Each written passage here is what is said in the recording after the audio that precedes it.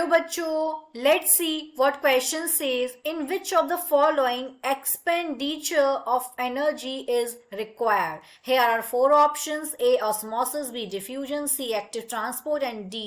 Passive transport. Question में पूछा गया है कि कौन सी ऐसी प्रोसेस है जहां पे एनर्जी की रिक्वायरमेंट है. तो सबसे पहले हम लोग ऑस्मोसिस और डिफ्यूजन समझते हैं. ऑस्मोसिस क्या होता है?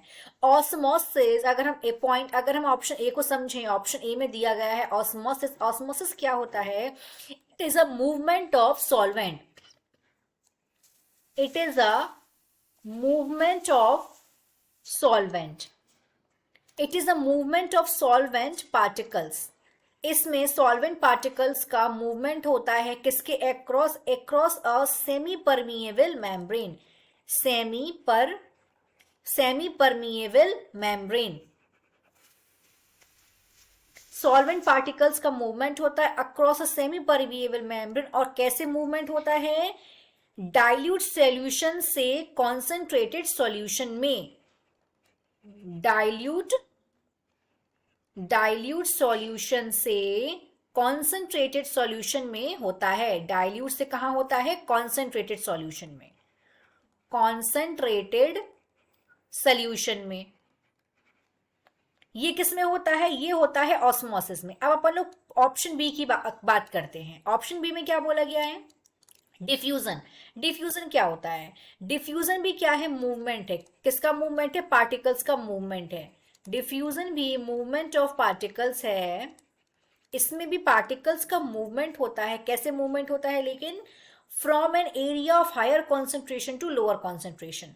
कैसे? हायर कॉन्सेंट्रेशन से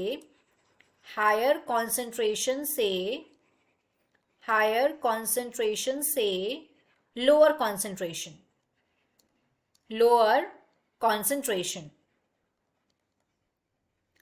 कॉन्सेंट्रेशन.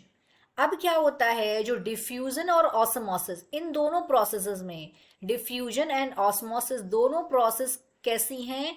ये दोनों प्रोसेस पैसिव हैं. मतलब इसमें एनर्जी का दोनों में ही, ए और बी दोनों में ही नो एटीपी रिक्वायर्ड. दोनों में एनर्जी की रिक्वायरमेंट नहीं होती है. दोनों में एटीपी की रिक्वायरमेंट नहीं होती है. यानी कि एनर्जी का एक्सपेंडिचर, एनर्जी खर्च ही नहीं हो रही है. इसीलिए ऑप्शन ए भी नहीं हो सकता है और ऑप्शन बी भी नहीं हो सकता है.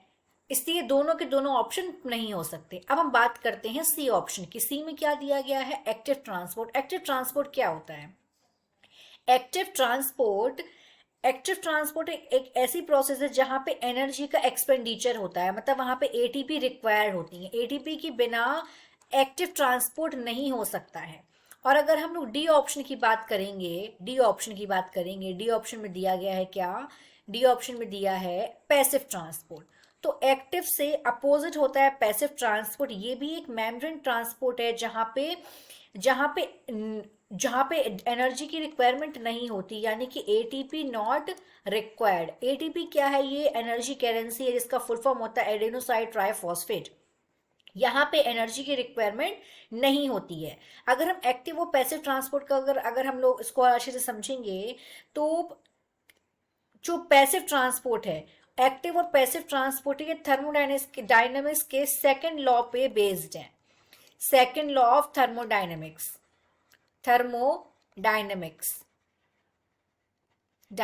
लेकिन क्वेश्चन में बात हुई है एनर्जी एक्सपेंडिचर की. तो अगर हम एनर्जी एक्सपेंडिचर की बात करें तो सिर्फ ना डी में एनर्जी एक्सपेंडिचर हो रहा है, सिर्फ सी में एक्टिव ट्रांसपोर्ट में एनर्जी का रिक्वायरमेंट है. I hope you understood this question. Thank you.